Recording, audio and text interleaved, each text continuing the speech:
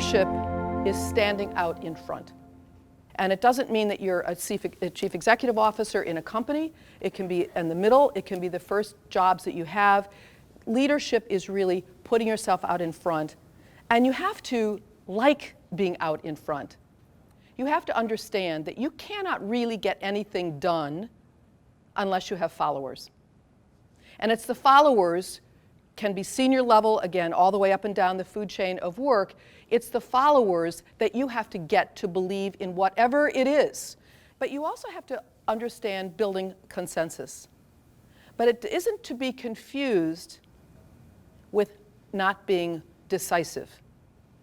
It is learning to be a listener.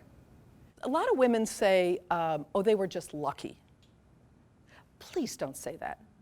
You have worked so hard, no matter what job you have, to get to where you are. Yes, I mean, life is a combination of luck and timing and other things. But it's not just that you're lucky. You have earned it, and you deserve it. And just please remember that. When you think about the attributes of a leader, one of them, I think, which is greatly underrated, but is so important, is saying thank you and being appreciative. I was on a very small nonprofit board in the early days of Advertising Women of New York, and I thought I had a great idea at the first board meeting I ever went to, and so I launched that idea, and there was total silence. And a woman called me the next day, and she said, "Have you ever been on a board before?" And I said, "No, mm-mm." And she said, "Well, this is going to be some really good advice for you.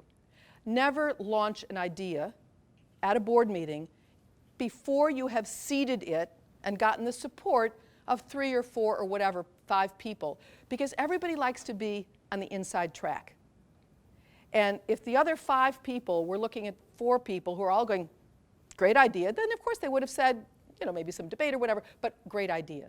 So kind of tuck that away as you're building a constituency. It goes all the way back to building a team or being a good listener. It's also, and the next time I called 4 people and said whatever the thing, a new idea or whatever it was, and it got through. So that's worth thinking about. On this road, and if you do have the chance to read the book, I talk a lot about, not really, and I said this earlier, not really about work-life balance, but about having a 360-degree life.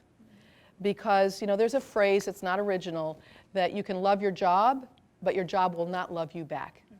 And you've got to figure out your priorities. They're never going to be in perfect alignment on any day, but along the way, I remarried. I've been married now for almost 32 years. We have 2 children, both adopted, that are in their 20s. And was every day perfect? Of course not. Are there days when it all falls apart? Of course not. But you can manage to do it. If you want it enough.